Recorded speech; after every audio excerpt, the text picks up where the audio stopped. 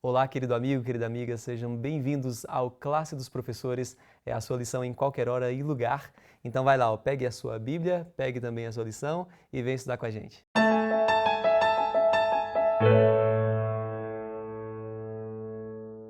Oi, oi, sejam bem-vindos ao Classe dos Professores. Que alegria ter a sua companhia mais uma vez. Nós que já estamos na lição número 5 desse trimestre, onde o título central é O Grande Conflito. E o Grande Conflito também tem esse livro aqui com esse nome, ó. Olha aqui, ó. Livro O Grande Conflito. Você precisa ter esse livro, gente. Ele é muito rico em informações e vai te ajudar no estudo da lição desse trimestre, tá? Eu vou te dar uma dica. Né? Você tem várias formas de você alcançar esse livro aqui, tá?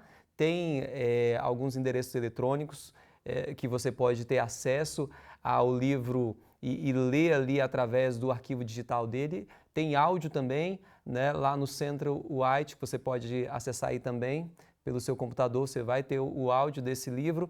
E outro detalhe, você pode acessar o cpb.com.br, é o site da Casa Publicadora Brasileira, e você pode também estar adquirindo esse livro. Agora a dica de ouro vem no final, tá?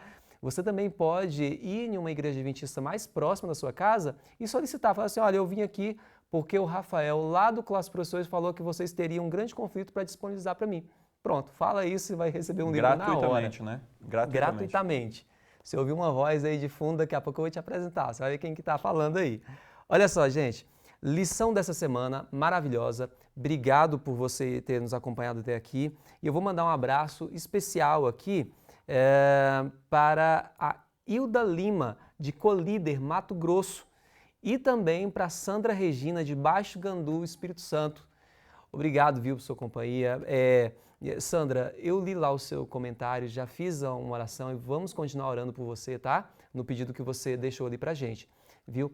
Gente, é isso. O Classe Professores é uma oportunidade que você tem também para compartilhar suas experiências, para comentar sobre a lição, sobre o tema que nós estamos estudando e também para deixar o seu pedido. Viu? Então, vai lá, acessa aí a parte dos comentários, coloca aí o seu pedido de oração, nós vamos estar orando por vocês, tá? Verifica se você está inscrito nesse canal. Às vezes você está aqui toda semana e nunca parou para ver se estava inscrito. Dá uma olhadinha lá, vê se está marcado como inscrito. Já ativa o sininho também, que toda vez que entrar um Classe dos Professores, um programa novo, você vai ser notificado aí e vai conseguir acompanhar de primeira mão, tá bom?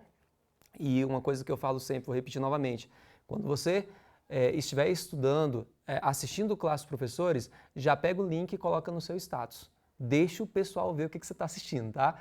As pessoas, elas te acompanham, você não acha que você está passando desapercebido nesse mundo, tá? Tem muita gente acompanhando você e quem sabe você não está sendo a única Bíblia que uma pessoa pode ter a oportunidade de ver. Então, coloca lá o link, deixa ela acompanhar aí o que você está assistindo, tá bom? Bom, como eu falei, a lição está baseada no livro O Grande Conflito. Nessa semana, por exemplo, será o capítulo, vai estar do capítulo 7 ao capítulo 11 desse livro. Vai ter também uma base forte aqui do assunto que nós estaremos estudando. Bom, vou apresentar aqui os nossos convidados. Vou começar pelo Rômio, que está aqui do meu lado, Rômio da Igreja da Asa Norte, da Central de Brasília. Rômio da Central de Brasília. Mais uma vez, obrigado pela sua companhia, viu? Sempre bom estar por aqui. E do lado dele, agora sim, Asa Norte. Agora é Asa Norte. Agora a Asa Norte está aqui está sendo representada aqui também pela Vanessa. Obrigado pela sua companhia, Vanessa. Obrigada, Rafa. Estamos sempre aqui. Agora, você lembra daquela voz que veio assim, chegou aqui do nada? Vozes do além. Vozes do além. Olha o Alex ali. Vozes do Alex. Vozes do Alex. Ficou legal. Alex está mais uma vez com a gente, né, da Igreja do Lago Sul, né, Alex? Obrigado, é isso aí. Alex, fala pra gente um pouquinho aí sobre esse projeto que você está desenvolvendo aí com outras pessoas também, claro, da área. É a turma lá dos Cientistas Adventistas, um abraço para você que é desse movimento aí que está nos acompanhando, mas eu quero falar agora com todo mundo, dizer para você acompanhar o podcast Cevada com Plutônio, lá no Spotify, você digita Cevada com Plutônio. Cevada com Plutônio, esse no nome YouTube me chamou a atenção. É bombástico, né?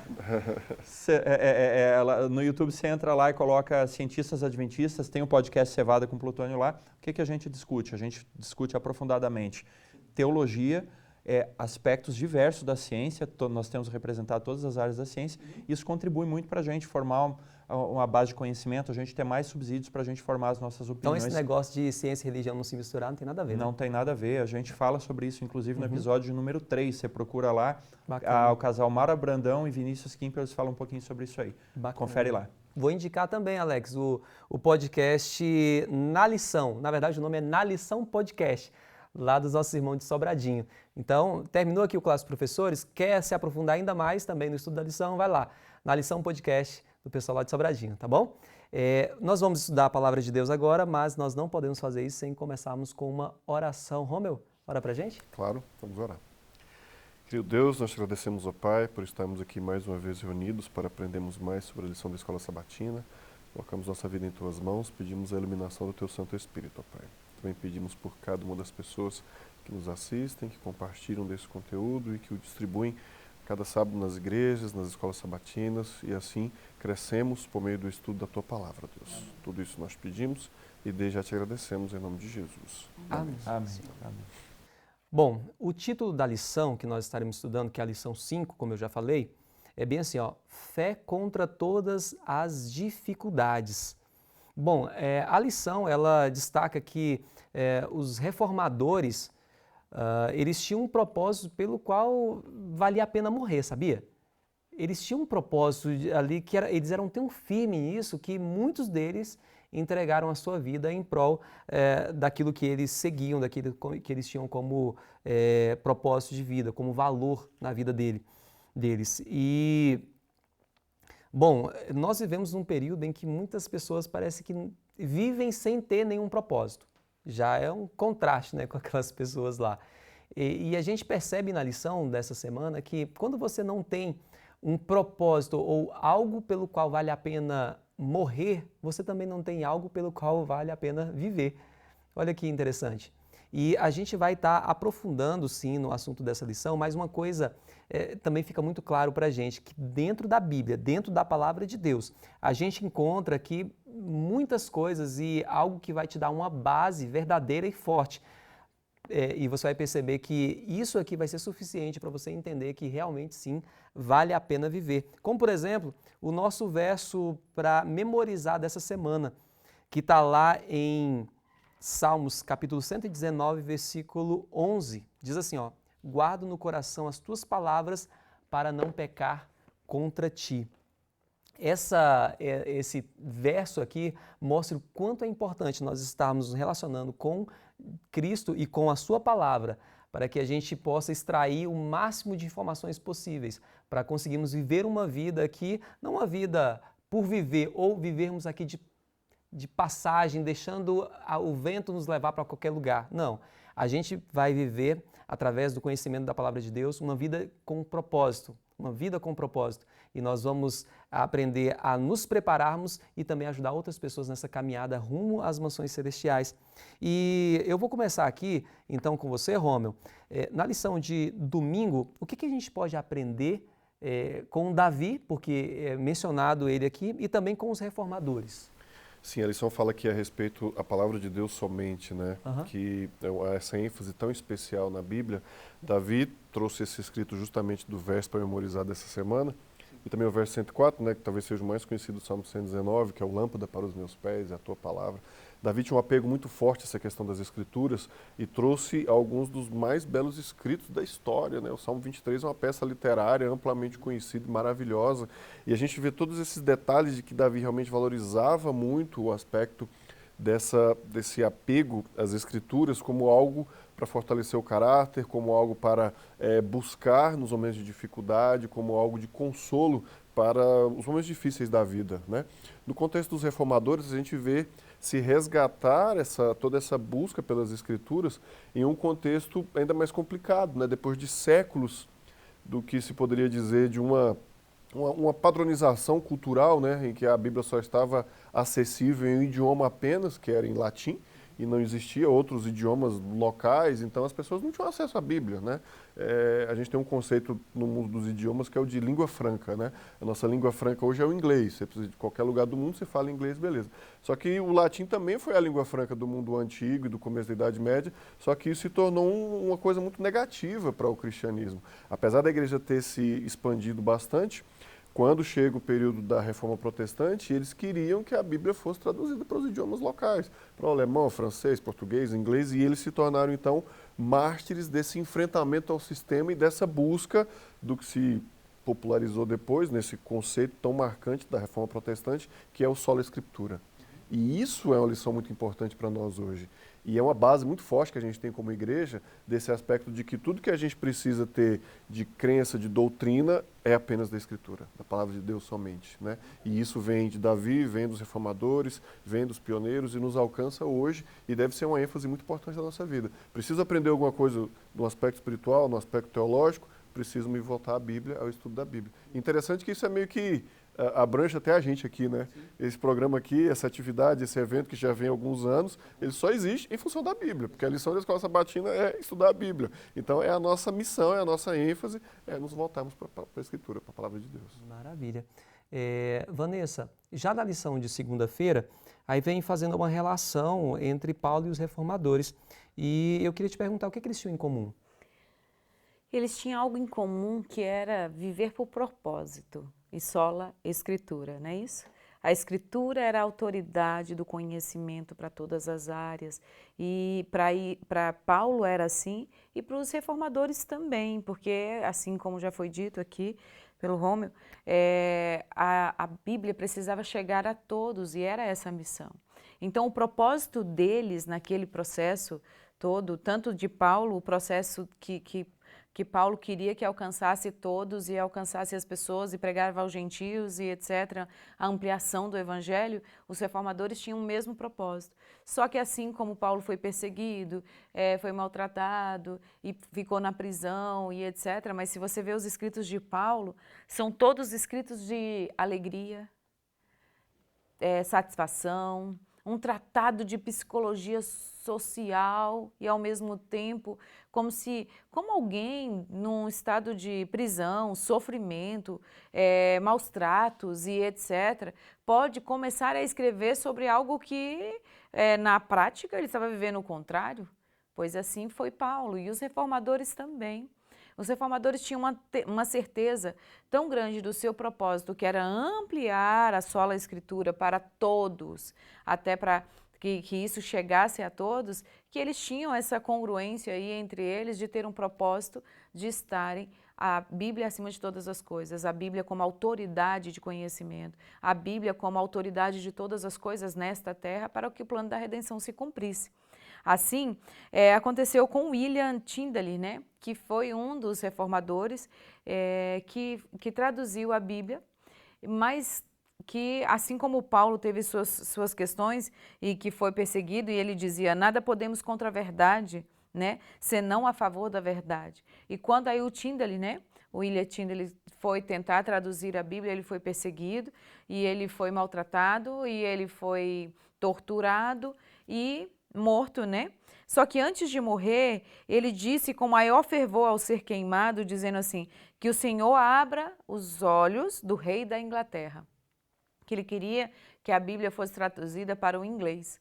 E não conseguiu na cabeça dele, ele teve sucesso, ele só orou ali, mas ele não viu todo o retorno de tudo que aconteceu. 54 pessoas depois, reformadores também, estudiosos também, que foram traduzir a Bíblia para o inglês, foram baseados tanto no Antigo Testamento como no Novo Testamento. Mais de 80% da Bíblia vieram da tradução desse reformador que morreu na fogueira e disse que Deus mostre a Bíblia para um rei da Inglaterra, não é isso?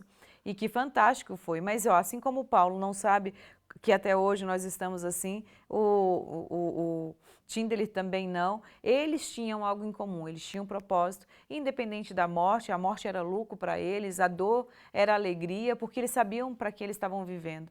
Parece contraditório isso para nós, né? Mas para quando eu sei para onde eu estou indo e do que eu estou fazendo e de onde eu vim, nada do que me ocorre aqui faz efeito sobre mim. Então, acho que o que Paulo tinha em relação aos reformadores é certeza de onde veio, né? Para onde, o que eles tinham que fazer, qual era o propósito e para onde eles estavam indo. E que esse propósito seja a sola Escritura, porque somente ela pode te dar alegria em meio às provas, só ela pode fazer a diferença na nossa vida. Alex, é perfeito, viu, Vanessa? Alex, a gente vai ter acompanhando aqui o Classe Professores, pessoas que já têm uma experiência já de longa data, né, de estudar a Bíblia, está nesse caminho já há muito tempo. Tem pessoas que estão começando agora, né, estão tendo contato com a Palavra de Deus há pouco tempo. Você consegue dar uma dica prática aí de como que nós podemos aprender a estudar a Palavra de Deus? Sim. Rafael, eu queria antes só contar uma história. Há poucos dias atrás eu tive uma discussão no bom sentido da palavra, um debate, né, teológico com um amigo meu. É uma pessoa que eu tenho muita admiração e ele é um irmão católico nosso, né? E ele ele é um professor de catequese. E a gente entrou na questão assim, porque vocês estão falando de sola escritura, qual é a autoridade para interpretar a escritura, né? Porque assim, a gente sabe que a vertente católica ela tem não só a escritura, mas tem também a tradição. E a gente entrou um pouco nessa temática da tradição como fonte de autoridade, mas no fim de interpretar a escritura quem tem autoridade. Na visão católica que ele expressou, inclusive, é que assim, você teria que deixar que os clérigos, né, os mestres ali, os catedráticos, que interpretassem a escritura. Isso, o protestantismo vê exatamente no sentido contrário. Então, quando a gente olha para a história apocalíptica, a gente falou lá na lição 2 da perseguição que Satanás trouxe para a igreja. A época do período do cavalo vermelho, né, por causa do sangue, o derramamento de sangue. Quando Satanás viu que aquilo era um tiro pela culatra, que quanto mais matava cristãos, mais surgiam, a ponto de o cristianismo dominar o mundo, né? Então Satanás muda a estratégia, a gente entra no período do cavalo amarelo. Né? Então, eu não estou colocando a sequência aqui, tá? Só deixando claro. O cavalo amarelo, o que é? É a gente fazer a relativização da escritura, que é um perigo tremendo. Satanás tem tido, infelizmente, muito sucesso com isso. A gente hoje tem muitos ataques contra a sola escritura, só contra a Bíblia. Eu pegar a Bíblia e fazer um mau uso dela, eu abrir a Bíblia ali e dizer um texto ali, eu determino na sua vida, eu profetizo isso aqui de maneira responsável, sem entender o que é profecia. Eu tenho os ataques aí do ceticismo, dizendo que a Bíblia é simplesmente um livro como qualquer outro, que foi invenção de homens. Agora, eu destaco que dentro do meio protestante nós estamos em uma crise. Isso é muito sério, é muito sério. Eu quero chamar a sua atenção aí que está nos acompanhando. Por quê? Porque o protestantismo, na minha visão e de outras pessoas, ele está esquecendo as suas raízes, a raiz do sola escritura. Outro dia eu estava escutando um podcast que é excelente, um pessoal assim, muito bacana de uma outra denominação, eles trazem um conteúdo sensacional, mas está falando sobre Gênesis. E o rapaz lá que estava falando, uma pessoa com grande conhecimento acadêmico, falando que a gente não pode ler o que está escrito na Bíblia, né, sobre as origens, porque a Bíblia não fala isso. Eu disse assim, mas como assim? Não, Gênesis responde uma pergunta. Eu disse, mas tá, responde uma pergunta, onde é que está essa pergunta? Aí você vê que a pergunta foi invenção de quem criou aquela pergunta, né? Que não é uma coisa assim tão clara. E aí a gente vê um academicismo, né, tentando fazer com que, em nome de uma pacificação, ou seja, eu não posso acreditar nem na evolução, nem na criação, então não briguemos por isso, então a Bíblia não fala nada a esse respeito. Não, e não é verdade, a Bíblia sim fala a respeito das origens. Não é o tema da lição, eu estou usando só como um exemplo, né, para ilustrar o seguinte, o perigo que nós corremos hoje como protestantes. O que a Bíblia representa para você? A Bíblia é sola escritura, é a palavra de Deus, é a razão da existência da igreja protestante, né? Ou é simplesmente um livro aí que ele não fala, né? Ele é uma alegoria que a gente tem que entender, e aí eu uso milhares de autores acadêmicos que sim, são bons, que nós precisamos, mas eles não podem suplantar a Escritura Sagrada. E uma lição que eu quero concluir aqui a fala de terça-feira com o seguinte, não importa quão simples você seja, não importa se você é uma pessoa analfabeta, que tem dificuldade para ler a Bíblia, tem que escutar a Bíblia, mas a Bíblia foi escrita sob inspiração do Espírito Santo, não psicografada, ela foi escrita sob inspiração do Espírito Santo e ela precisa do Espírito Santo para ser compreendida. De forma que uma pessoa simples, uma criança, como diz a própria palavra, né?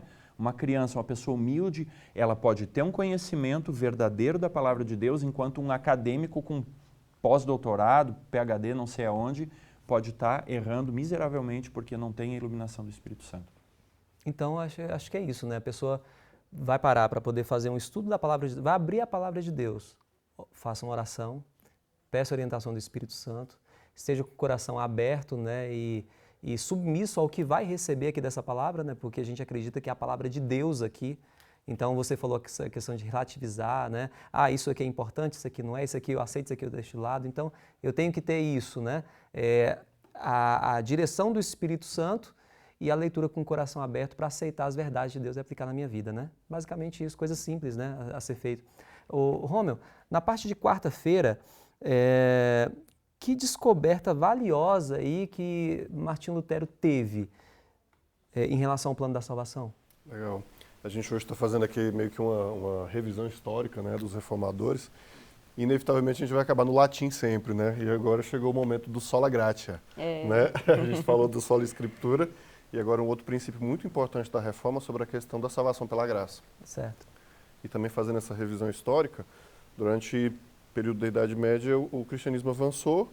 A partir de 323, o Constantino se torna uma religião estatal. Peraí, só um pouquinho, segura aí. Eu só vou chamar a atenção aqui porque, olha só, tem uns também que só são críticos, eles passam pelo canal da Igreja Adventista para poder criticar e tal. Gente, isso aqui é muito importante que ele vai entrar aqui agora, porque para quem acha que a Adventista é só lei, escuta isso aqui que você falando agora. Vamos lá. Sim, é importantíssimo mesmo. É um aspecto identitário aí muito forte, porque nesse processo histórico, a igreja avançou, ela se consolidou como igreja, né, um aspecto governamental, estatal e tal, mas também ela se misturou muito a vários rituais pagãos. Né? Um exemplo, um ritual pagão, secular, muito antigo, de religiões muito antigas, existia a peregrinação. A pessoa peregrinava a um lugar sagrado e tal, veio para a religião cristã e se tornou a romaria. Né? Há várias coisas que se tornaram penitências, várias coisas se tornaram rituais pelas quais se parecia existir não um caminho, mas quase que um atalho para a salvação, né? Onde, por determinadas obras, por determinadas atitudes que você fizesse, o aspecto da caridade, né?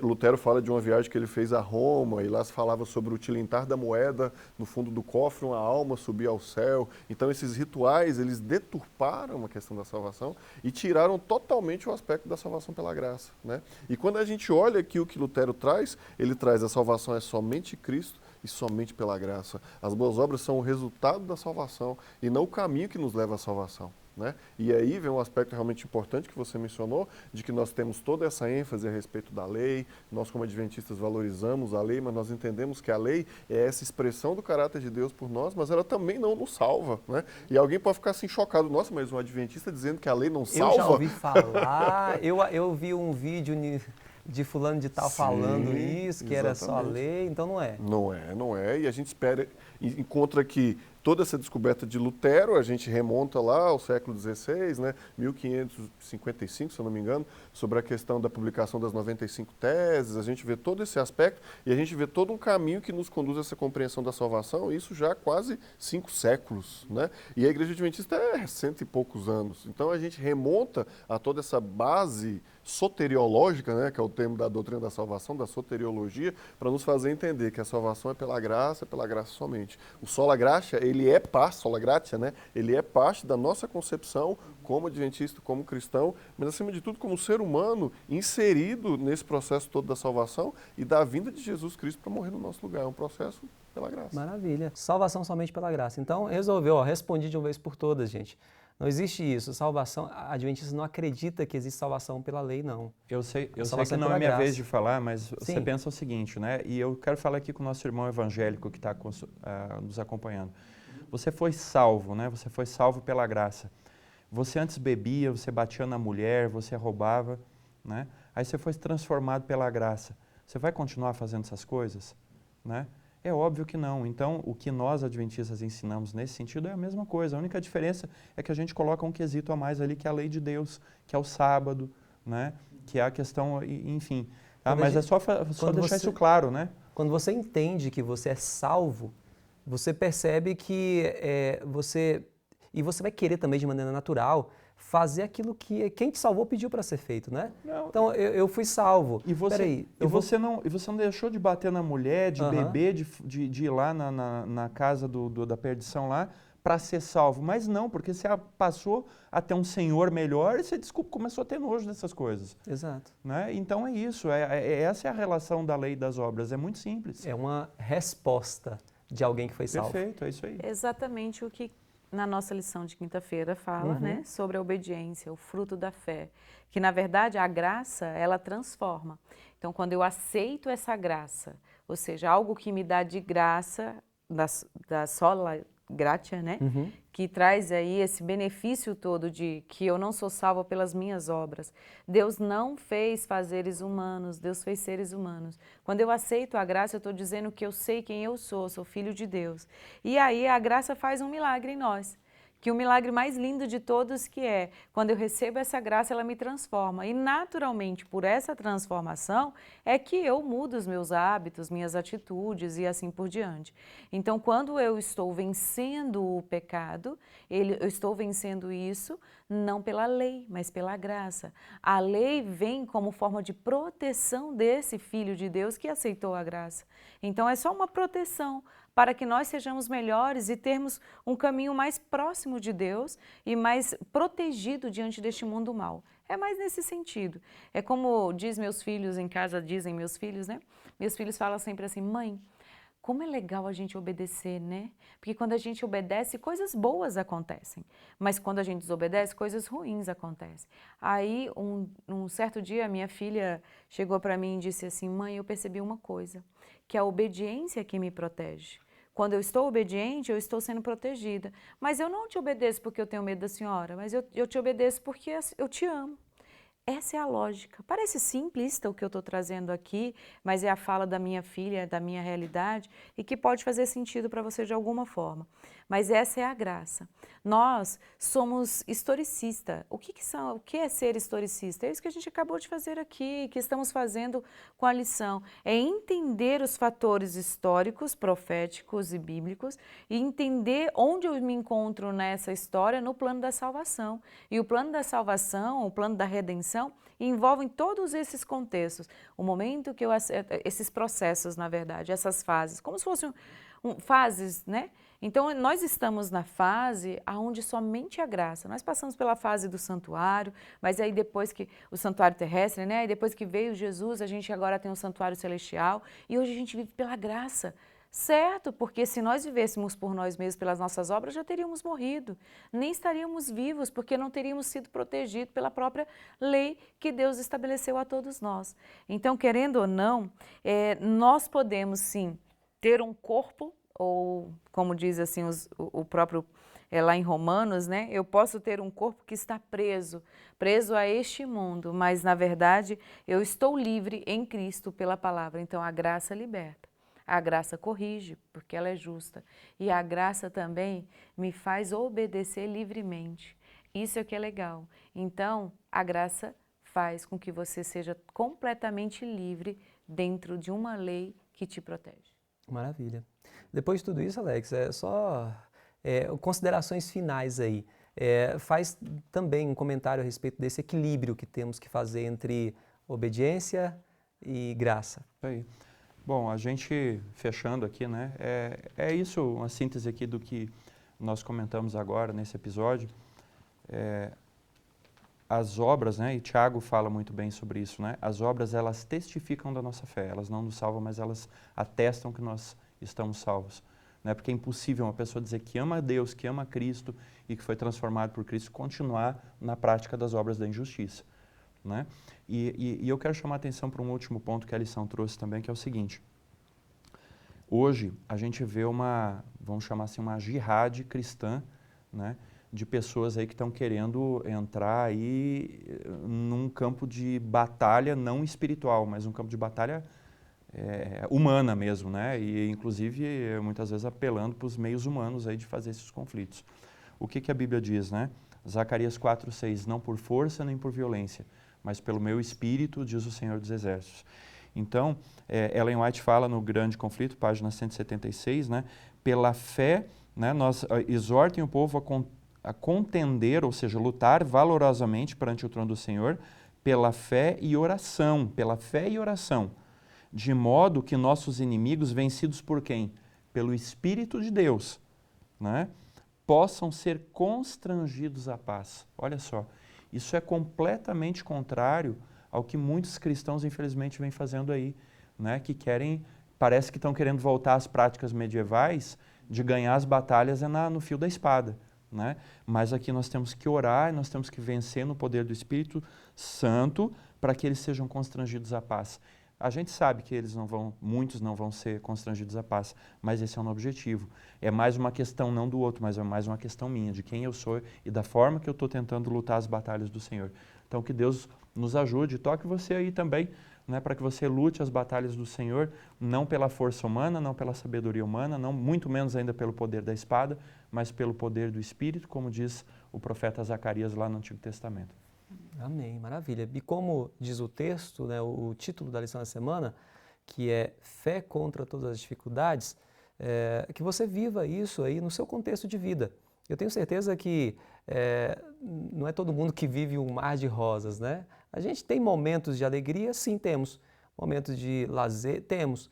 Mas também temos aqueles momentos de dificuldade, de desafios, que muitas vezes até lágrimas caem dos nossos olhos, né? Viva essas suas lutas, esses seus momentos de dificuldades, confiantes de que Deus, Ele é capaz de te ajudar e te livrar de tudo isso.